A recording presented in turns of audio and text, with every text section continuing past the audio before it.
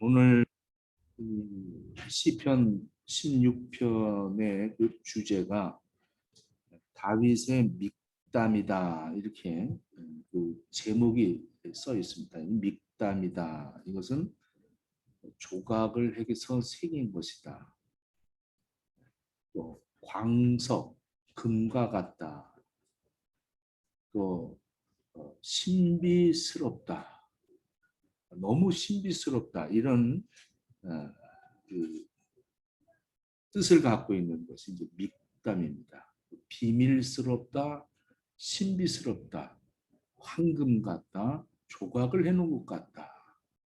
이 시편 16편은 아주 그런 귀하다. 이 시편 중에서 아주 다윗의 믹담이다. 아주 귀한 신비스러운 그러한 비밀이 있다. 이런 얘기죠. 56편도 또 60편 이렇게 6편이 이렇게 믹담이라는 이런 제목을 갖고 있습니다. 내가 여호와께 아뢰되 주는 나의 주시오니 주밖에는 나의 복이 없나이다. 이렇게 2절에 이렇게 말씀하고 있습니다. 2절 말씀 내가 여호와께 아뢰되 주는 나의 주님이시오니 주밖에는 나의 복이 없다 하였나이다. 오직 주님만이 나의 복입니다. 주는 나의 주십니다. 이렇게 말합니다. 주님, 주님, 이 주님이라고 하는 이 단어가 아도나이라는 그런 단어죠. 이 아도나이라는 것은 히브리어로 아도나이인데 로드, 영어 성경엔 로드라고 써 있죠. 대문자 L에다가 소문자를 사용하고 있습니다. 이것은 무슨 말이냐면 인간적인 주인이 아니라 이 구별돼서 쓰여지는 단어인데 우리 인생의 절대적인 주제자이십니다. 그러니까 주체가 하나님이시고 나는 하나님과의 관계성에서 피조물이고 창조주이십니다. 이런 뜻을 갖고 있죠. 그래서 이 다윗은 여호와를 자기의 주님입니다. 이렇게 고백을 하는 겁니다. 나에게는 주밖에 주인이 없습니다. 나에게는 하나님밖에 없습니다. 이런 얘기죠. 우리의 주인이 어떤 의미에서 하나님이 나의 주인이 되시는가? 나의 즐거움의 주인입니다. 내 즐거움마저도 하나님이 나의 주인이십니다. 이런 얘기죠. 그러니까 행복하다, 나의 복이다 이런 얘기가 복의 모든 주체는 하나님이십니다. 하나님이 주인이시고 하나님이 주시는 복을 내가 누리며 산다 이런 얘기입니다. 이 복이라는 것은 토부라고 하는데 이 토부가 창세기 1장 4절에 처음으로 기록이 되어 있습니다. 하나님이 보시기에 좋았더라. 이 토부라고 합니다. 그러니까 복의 근원은 하나님이시라는 거예요. 하나님이 보시기에 좋았더라. 하나님이 즐거워하시더라. 이게 복이라는 거죠. 그러니까 하나님이 보시기에 좋았다. 이것을 복이라고 성경은 말하고 있습니다. 복의 기준이 하나님께 있다는 거죠. 사람에게 있는 것이 아니라는 겁니다. 다윗은 주 밖에는 나의 복이 없습니다. 이렇게 얘기를 합니다. 그러니까 하나님이 나를 보시기에 좋았더라 하시면 이게 큰 복입니다. 여러분들이 하나님이 보시기에 아주 즐겁다. 하나님이 보시기에 행복하다. 이런 사람들이 되어져야 됩니다. 할렐루야. 보기만 해도 즐거운 거예요. 저는 우리 손주 보면 즐거운 거죠. 어저께 우리 아들이 생일이라서 생일 파티에 초대를 해서 갔어요. 앉아서 그 막내 아들이 그러더라고요. 아빠 이렇게 한번 해봐야 돼. 이렇게 해야 돼. 그래서 이게 뭐냐니까 요즘 젊은 애들이 좋으면 이렇게 한다고 그래. 이렇게 했더니 나를 보고 이렇게 해보래. 그래서 이렇게 했더니 다 깔깔대고 웃어. 그래서 나도 거기 가니까 즐거운 거지. 그냥 무슨 어떤 조건이 없는 거예요. 그냥 즐거운 거죠. 제가 여러분들을 보면 즐거워야 돼요. 여러분들이 저를 보면 즐거워야 되고. 이게 복이야. 할렐루야. 근데 가보면 민상 쓰고 이러면 얼마나 참 그게 복이 아니죠. 하나님이 하나님의 백성들을 볼 때 즐거워야 되는 거죠. 이게 복이라는 겁니다. 이것만큼 복이 어디 있겠어요. 여러분들 돈을 많이 가졌다고 행복합니까? 여러분들이 오픈 G에 있다고 좋은 집에 넓은 집에 좋은 차를 타고 다닌다고 그 즐거움 없어요. 이 즐거움이 있어야 돼. 라면 하나를 먹어도 즐겁게. 그렇게 그 즐거움이 하나님에게 주체라는 거죠. 하나님이 기뻐하시면 다 기쁘다는 거예요. 하나님이 기뻐하시면. 그러니까 여러분들 부모하고 자식 간의 관계도 그렇잖아요. 자식이 부모에게 의무를 다해서 용돈을 주고 뭐 하고 해도 부모가 즐겁지 않으면 그건 행복이 아닙니다. 그런데 아무것도 안 드려도 부모에게 가까이 가서 엄마, 아빠 이렇게만 해도 괜히 좋은 거예요. 즐거운 거라. 보기만 해도 괜히 흐뭇하고 즐거운 거. 하나님 앞에 이렇게 이런 만남이 있어져야 그것이 진짜 하나님은 나의 복이십니다. 하나님밖에 나는 복이 없습니다. 오늘 예배 드리러 나왔을 때 여러분들이 하나님 앞에 즐겁게 나와야 되는 거예요. 하나님만 생각하면 즐거워야 돼요. 근데 하나님은 거룩하시니 우리도 거룩해야 된다. 어떻게 하나님 앞에서 웃을 수가 있을까? 어떻게 하나님 앞에서 이러면서 하나님을 대한다면 하나님이 굉장히 즐겁지 않으실 것 같아. 지금 왜 저러니? 이러면서 여러분들 즐겁게 찬양도 즐겁게 하고 이것이 바로 이 다윗의 신비한 비밀이라는 거예요.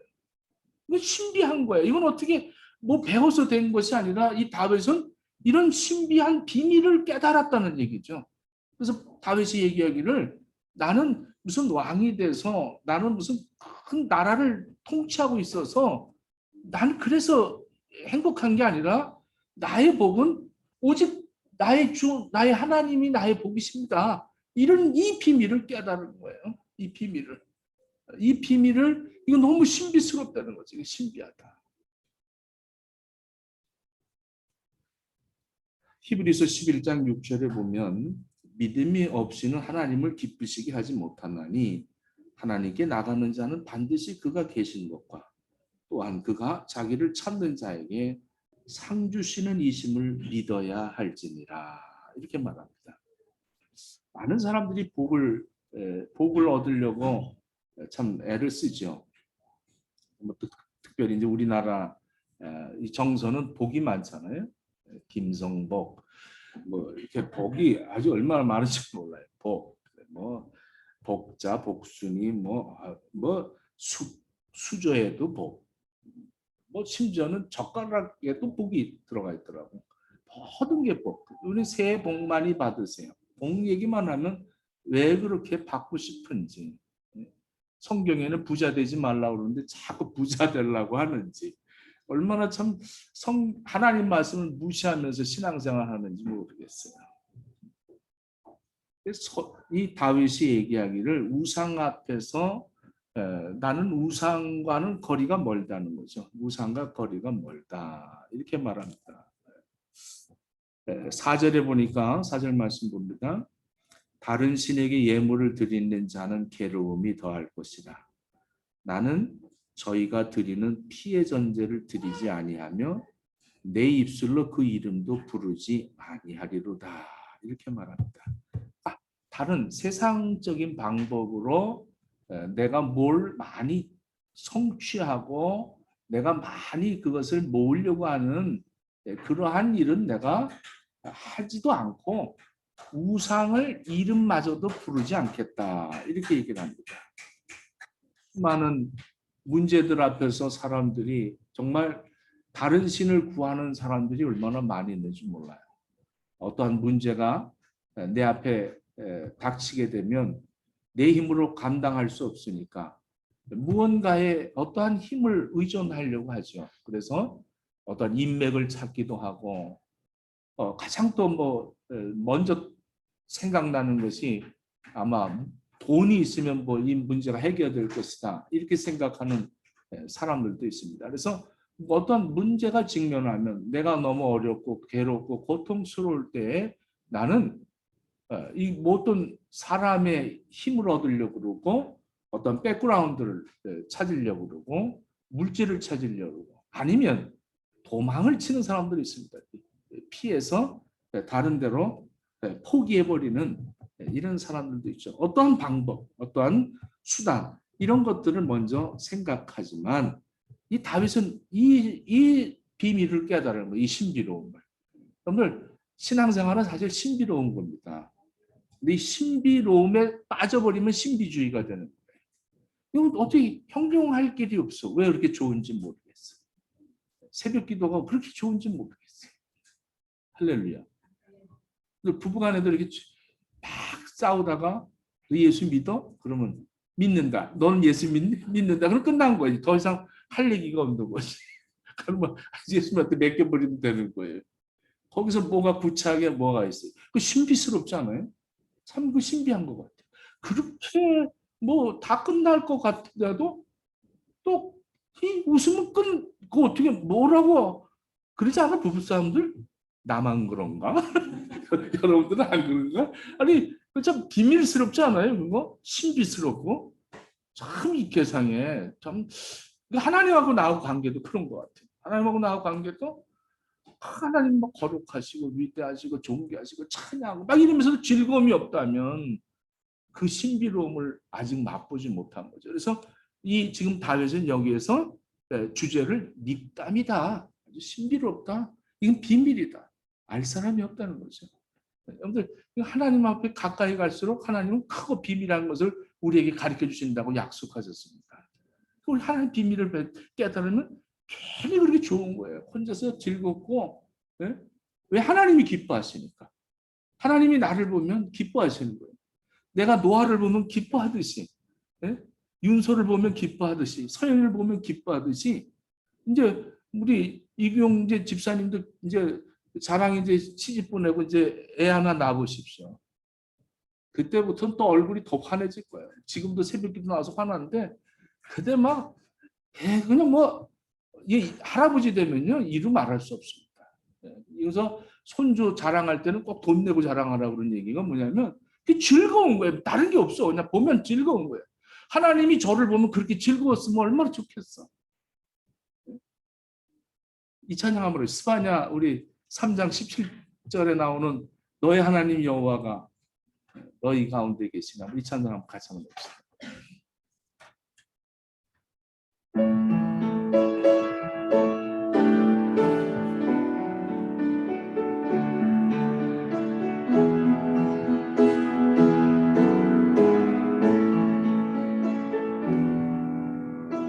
너의 하나님 여호와가 너의 가운데 계시니 그 구원을 베푸실 전능자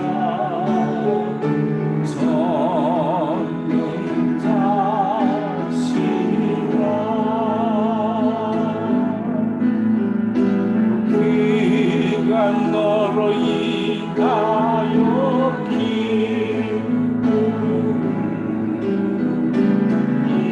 이기지 못하시며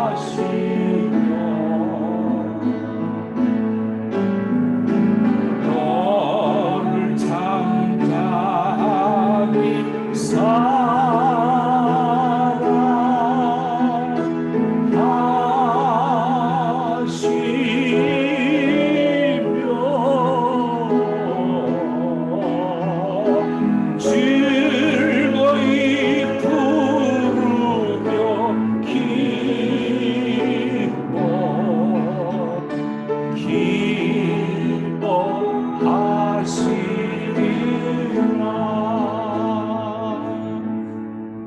하나님이 나를 보시면서 너무 즐거워 기뻐하신다. 오늘 여기 성경에 이렇게 3절에 이렇게 말하고 있습니다. 땅에 있는 성도는 존귀한 자니 나의 모든 즐거움이 저희에게 있도다. 새벽 기도에 이 스크린에 이렇게 한 사람씩 톡톡 나오면 그게 즐거움이야. 그런 게 느껴지는 거야. 그래서 이 말씀이 이렇게 확 와닿더라고. 하박국서 3장에 보면 뭐 외양간에 소도 없고 우리의 양도 없고 들의 채소도 없고 포도나무에 포도도 없고 없을지라도 나는 여호와로 즐거워한다. 하나님만 생각하면 즐거운 거죠. 하나님은 우리만 보면 즐거운 거고. 이게 신비롭잖아요.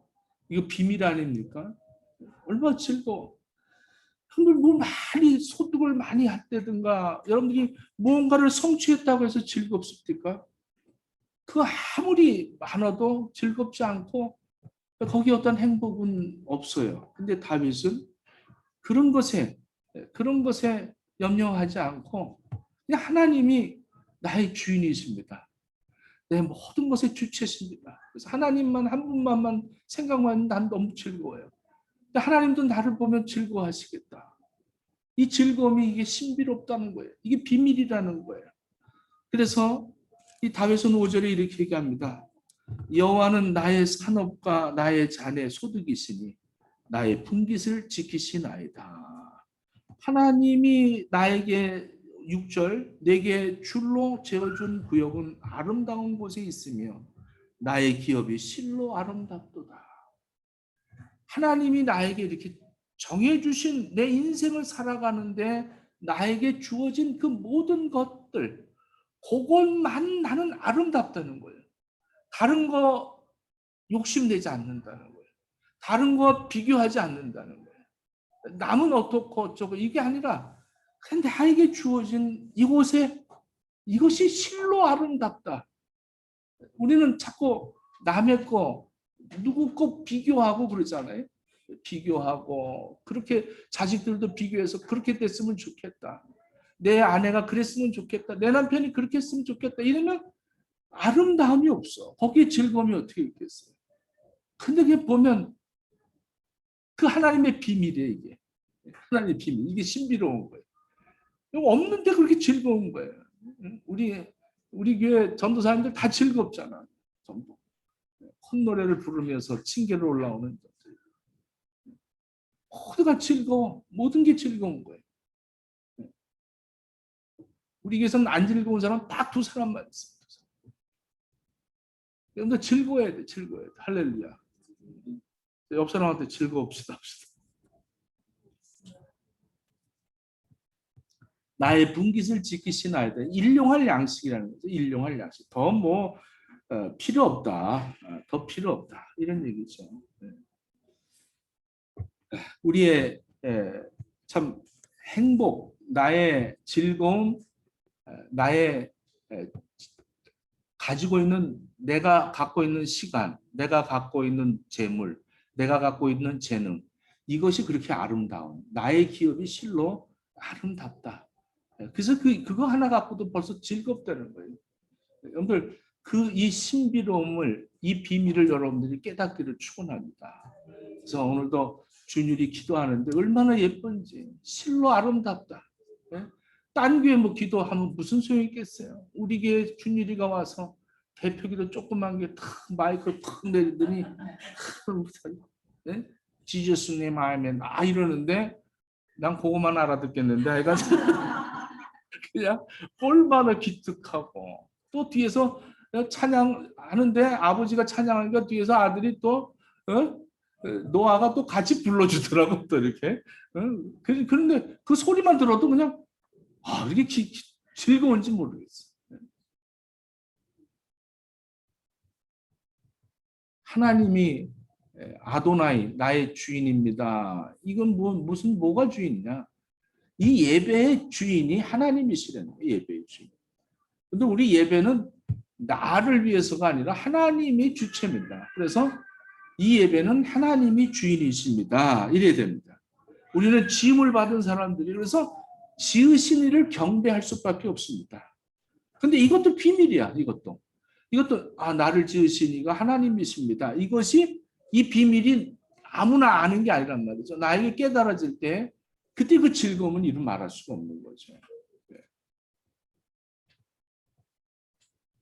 로마서 1장 22절 23절에 이렇게 얘기합니다. 스스로 지혜 있다 하나 어리석게 되어 썩어지지 아니하는 하나님의 영광을 썩어질 사람과 새와 짐승과 기어다니는 동물 모양의 우상으로 바꾸었느니라. 이렇게 말합니다. 이것이 무슨 말이에요? 현대의 우상, 아주 그 교만한 간교한 것들. 그래서 예배를 하나님 앞에 드리는 것이 아니라 나를 위해서 드려지는 그런 예배를 할 때가 많이 있죠. 이것이 바로 내 자신이 우상이 되어서 내가 어떻게 하면 좀 은혜 받고 즐겁고 내 감정이 조금 참 오늘 되게 은혜로웠다. 막 웃었다. 내가 오늘 이렇게 막 엔돌핀이 막 나온다. 이거 은혜 받았다. 이 감정에 의해서 은혜가 오고 가고 하는 게 아니라는 거예요. 근데 우리는 이 감정적인 것으로 뭐가 은혜라고 하면 그게 은혜인 줄 알아요. 그래서 그것만 자꾸 찾는 거죠. 그것만 추구하는 거예요. 그렇기 때문에 은혜를 받았다, 안 받았다. 여러분들 예배 주체가 하나님이시다니까. 근데 내가 주체가 되어갖고 내가 은혜 받으려고 그러고 내가 뭘 해보려고 하는 이런 우상이 아주 간교한 우상이라는 거죠. 하나님이 이 예배의 주인이십니다. 주인이세요, 주인. 하나님이 주체라는 거예요. 그래서 우리가 하나님 앞에 예물을 드리는 것도 하나님의 것을 하나님에게 이렇게 드려지는 것이고 시간도 마찬가지고 모든 것이 다 하나님이 주체이십니다. 그래서 하나님이 주인이십니다. 이것을 고백하는 것이 바로 예배인 거예요. 주인은 누구예요? 하나님이세요. 하나님이 주인이시란 말이죠. 근데 이 하나님이 주인이십니다. 이것을 왜 주장을 이렇게 많이 했냐면 1세기에서 3세기의 기독교 역사를 보면 가장 순교자가 많았던 시대입니다. 그때가. 그때는 이 로마 제국이 아주 로마 시민들이 로마 황제를 아주 숭배했죠. 그래서 항상 그들은 이 퀘리어스라는 이 단어를 써서 로마 황제, 가이사는 나의 주인입니다. 이렇게 인사를 합니다. 항상 인사할 때 가이사는 나의 주인입니다. 이렇게 인사를 했어요. 퀘리어스 이렇게 그렇게 했습니다. 그런데 그 당시에 왜 그렇게 순교자가 많았냐면 그리스도인들은 그러질 않았다는 거예요. 아닙니다. 나의 주인은 예수 그리스도입니다. 이렇게 고백을 했다는 거예요. 그 잡혀간 거예요. 그러니까 서로 인사할 때 가이사가 우리의 주인입니다. 내가 선우기하고 인사하는데 선우가 가이사는 우리의 주인입니다. 그랬더니 선우기가 아닙니다. 나의 주님은 예수님입니다. 이러면 이제 잡혀가는 거예요. 그래갖고 사자밥이 되고 그런 거예요. 근데 그냥 이러면 안 잡혀가는 거예요. 그냥 말을 안 하면 안 잡혀가는데 나의 주인은 예수 그리스도입니다. 이것을 정확하게 표명을 해서 그들이 순교를 당하는 것이죠. 용기가 있는 그리스도인들이 그렇게 많았다는 거예요. 지금은 그렇지 않아요. 지금은 이 하나님이 나의 주인입니다. 이 얘기를 참 고백하는 사람들이 별로 없습니다. 그냥 시간도 내가 주인이고 이 육체도 내가 주인이고 모든 게 다 나 위주로 이렇게 살아갈 때가 얼마나 많이 있습니까? 다윗은 이렇게 하나님 앞에 하나님이 나의 주인입니다. 이렇게 고백을 합니다. 그래서 교회의 주인도 예수님이요. 주인도 누가복음 6장 5절을 보면 인자는 안식일의 주인이라 이렇게 얘기했습니다. 또 요한계시록 1장 9절로 16절을 보면 이 에베소, 서바나, 버가모, 두아디리아, 사데, 빌라델비아, 라오디게아 이 모든 주인이 예수님이라고 말씀하고 있습니다. 나의 일생도 예수님이 나의 주인이십니다. 그래서 나를 영원한 생명으로 이끌어 가시는 그 하나님이시라는 거예요. 그래서 하나님이 나를 주인이시기 때문에 나를 잘 관리하시는데 어떻게 관리하시냐? 7절에 보니까 이렇게 얘기합니다. 나를 훈계하신 여호와를 송축할지라 밤마다 내 심장이 나를 교훈하노다. 이렇게 얘기합니다. 그러니까 하나님이 나를 이게 훈계해 주신다는 거예요. 훈계. 하나님이 잠을 자면서도 나를 훈계해 주신 하나님. 마땅히 행할 길을 인도해 주시고 가르쳐 주시고 권면해 주신 하나님. 그러니 하나님이 나의 복이라는 거예요. 하나님이 나를 어떻게 책임지시냐? 내 심장마저도 내 양심마저도 책임지셔서 나를 훈계하고 교훈하신다는 거예요. 여러분들 교훈을 받으면 즐겁지 않아요? 이거 비밀이죠. 이것도 신비하지 않아요? 내가 누구가 나를 훈계할 때 안 받으면 기분 나쁜 거예요. 그럼 싸움이 나는 거죠. 그런데 그래요, 맞아요. 내가 잘못했어요. 이러면 즐거운 거 아니에요? 안 그래? 아직 여러분들이 이 신비를 체험하지 못하셨거든요. 이 신비를 좀 체험해 보세요. 이건 비밀이죠. 이 비밀이에요. 그러니까 하나님 말씀이 그래요, 맞아요. 기도해야지요. 근데 우리는 그걸 못하니까 이게 찝찝한 거예요. 기도해야 되는데 기도할 수 없고 이렇게 되는 거죠. 그래서 즐거움이 없는 거죠. 근데 훈계를 하면 그것이 맞아요, 그래요. 그렇습니다. 그리고 그것이 실천이 되어질 때 그 즐거움은 이루 말할 수가 없는 거예요. 그래서 내 생각마저도 하나님께서 나를 지켜주신다는 거예요. 요한복음 14장 26절을 보면 보혜사 곧 아버지께서 내 이름으로 보내실 성령 그가 너희에게 모든 것을 가르치시고 내가 너희에게 말한 모든 것을 생각나게 하시다. 이렇게 합니다. 하나님 말씀이 생각이 난다는 거죠. 그 도둑질하려고 해도 도둑질하지 말라가 생각이 나는 거고 자꾸 이렇게 생각이 난다는 거예요. 내 심장을 교훈시키고 나를 징계하고 나를 가르치시는 하나님, 나를 붙드시는 하나님입니다. 8절에 보면 이렇게 말합니다. 내가 여호와를 항상 내 앞에 모시며 그가 내 우편에 계심으로 내가 요동치 아니하리로다. 요동하지 하나님이 내 앞에 계시기 때문에 요동하지 않는다. 하나님이 내 앞에 계시기 때문에 두렵지도 않고 요동하지 않는다. 전에도 한번 제가 종이를 하나 주보를 찢어가고 미안한데 이게 종이가 이게 나는 이렇게 약해요. 그래서 언제나 이렇게 찢겨집니다. 뭐 이 사람한테 찢기고 저 사람한테 찢기고. 근데 이 성경 안에 들어가 있으면 나를 찢을 수가 없어. 나를 찢으려면 반드시 성경을 찢어야 되듯이 내가 예수님 안에 들어가 있으면 누가 날 찢겠어? 예수님을 찢기 이전엔 나를 절대 찢을 수 없습니다. 네? 그래서 나는 예수님 앞에 들어가요. 요동하지 않는다는 거죠. 요동하지 않는다. 내가 여호와를 항상 내 앞에 모시며 그가 내 우편에 계심으로 우편이라는 것은 아주 강함을 얘기합니다. 그래서 항상 성경에 우편은 강한 하나님을 표현할 때 나오죠. 내가 요동하지 않는다. 내가 여호와를 항상 내 앞에 모셨기 때문에 그렇다. 이 모셨다는 건 대면하고 있다는 거죠. 여호와가 항상 내 앞에 있습니다. 그렇기 때문에 나는 요동하지 않습니다. 하나님이 계신데 뭘 그렇게 요동합니까? 이런 얘기죠. 환경과 감정에 의해서 요동하지 않는다는 거예요. 하나님을 앞에 모시고 살기 때문에 여러분들이 그런 삶을 살기를 축원합니다. 그리고 이렇게 이어서 10절, 9절 봅니다. 이러므로 내 마음이 기쁘고 내 영광도 즐거워하며 내 육체도 완전히 거하리라. 그러니까 내 마음도 기쁘고 내 영광도 즐겁고 내 육체도 안전히 거하리니 하나님이 내 우편에 계시기 때문에 내 영혼을 음부에 버리지 아니하시며 주의 거룩한 자로 썩지 않게 하실 것입니다. 내 영혼까지도 하나님이 책임져 주신다는 거예요. 왜? 하나님이 주인이라는 거예요. 아도나이. 하나님이 나의 주인이시라는 거예요.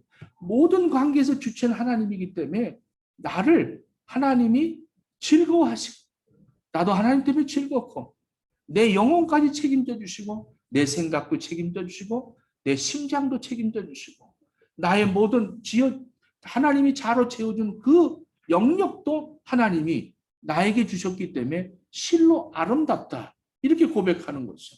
그리고 내 영혼까지 10절에 보면 음부에 버리지 않는다는 거예요. 11절, 우리 11절을 같이 한번 읽어보겠습니다. 주께서 생명의 길로 내게 보이시리니 주의 앞에는 기쁨이 충만하고 주의 우편에는 영원한 즐거움이 있나이다. 기쁨이 충만한 길로 이 주밖에 나의 복이 없나이다. 이렇게 노래하는 이 다윗처럼 여러분들 정말 주님이 함께 하심으로 기쁘고 즐거워야 되지 않아요? 높은 산이 거친 들이 초막이나 빈들이나 내주에서 모신 곳이 그 어디나 하느라 돼야 되잖아요. 주님을 안 모셨기 때문에 항상 내 마음도 지옥이요. 집에 들어가기도 싫고 만나기도 싫고 그러지 않아요? 그러면 내주에서 모신 곳이 그 어디나 천국이라. 이 고백이 저와 여러분들의 고백이 되어지기를 축원합니다. 영원한 즐거움의 길로 가는 거예요. 그래서 예수 믿으면 즐거울 수밖에 없어요. 여러분들 예수님이 나의 주인이 되시면 즐거울 수밖에 없습니다. 근데 주체가 내가 되면 그때부터 괴로운 거예요. 여러분들 우리가 성경에 보면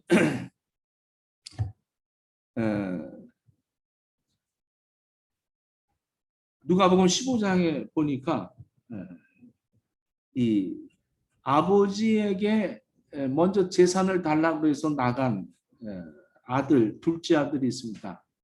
이 아들은 내가 모든 걸 할 수 있다라고 해서 주체가 자기가 되죠. 아버지에게서부터 벗어나서 내가 주체가 돼서 내가 잘 살 것이라고 계획도 세우고 또 아버지께서부터 받은 그 재물을 가지고 무엇이든지 할 수 있을 것이라는 그러한 아주 용기를 가지고 아버지 품을 떠나서 자기가 주체되어서 살아왔지만 허랑방탕하고 이제는 먹을 게 없어서 주염 열매, 돼지에게 죽을 써주는 그 주염 열매로 자기의 배를 채우며 이렇게 얘기합니다. 아, 우리 아버지 집에는 참 먹을 것도 많은데 거기에는 그 일꾼들이 얼마나 배불리 먹을 거. 아, 내가 이러지 말고 아버지한테 가서 잘못했다 그러고 이제는 아들보다는 그냥 품꾼이 되어서 품삯이라도 받으며 살아야겠다.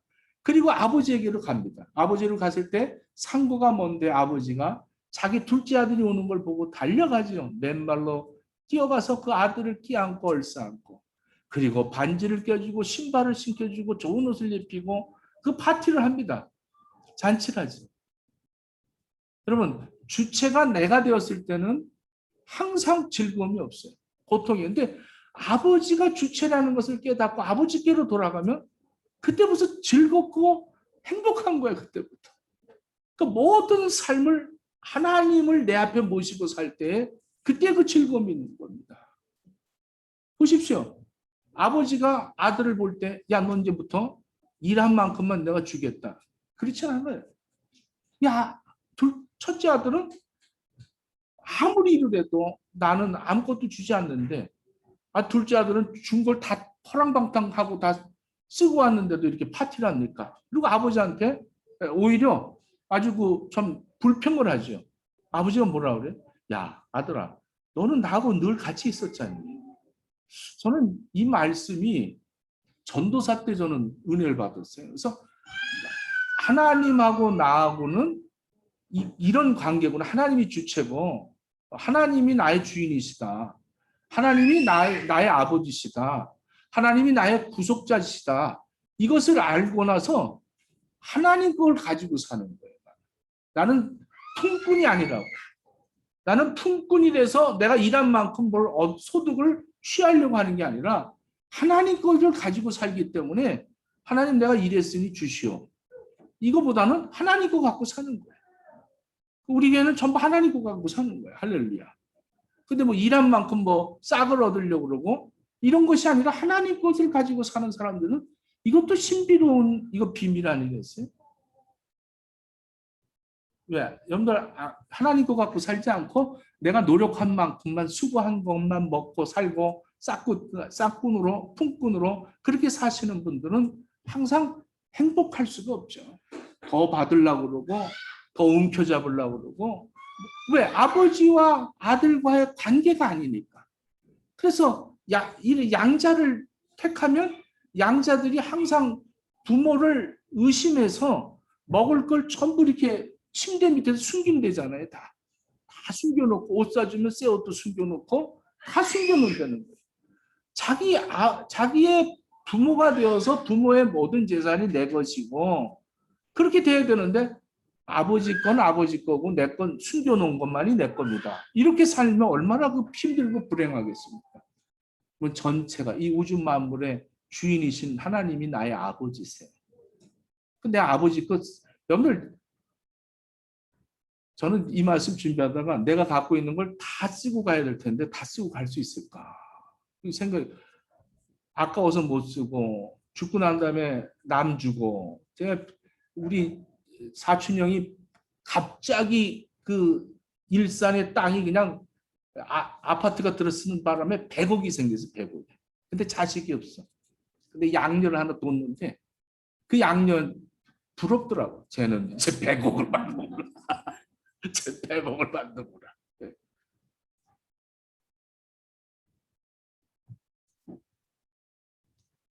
내가 품뿐이 아닌 아들이라는 거 여러분들 명심하십시오. 그래서 품삯을 받으면서 살지 말고 아버지의 소유로 살아가세요.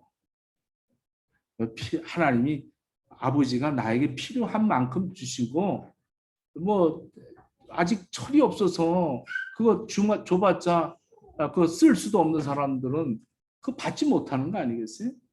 내가 그릇이 되어지면 하나님 주실 거야. 그 염려하지 마시고 이제 아버지 거를 누리면서 여러분들 정말 즐겁게 사세요. 이게 신비로운 비밀이라는 거예요. 그래서 다윗은 이것을 다윗의 믹담이다 이렇게 제목을 붙였습니다.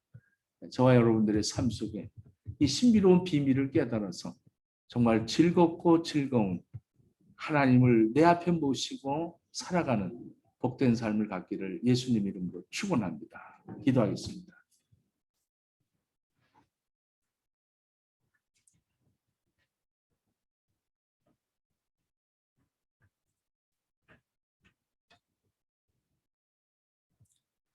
비록 무화과 나무가 무성하지 않고 포도나무의 열매가 없고 감람나무의 소출이 없으며 밭에 먹을 것이 없으며 우리의 양이 없으며 외양간에 소가 없을지라도 나는 여호와로 말미암아 즐거워하며 나의 구원의 하나님으로 말미암아 기뻐하리로다. 이 신앙 고백이 우리 행복의 식구들이 이런 고백을 가지며 살게 해 주시옵소서. 예수님 이름으로 기도합니다. 아멘.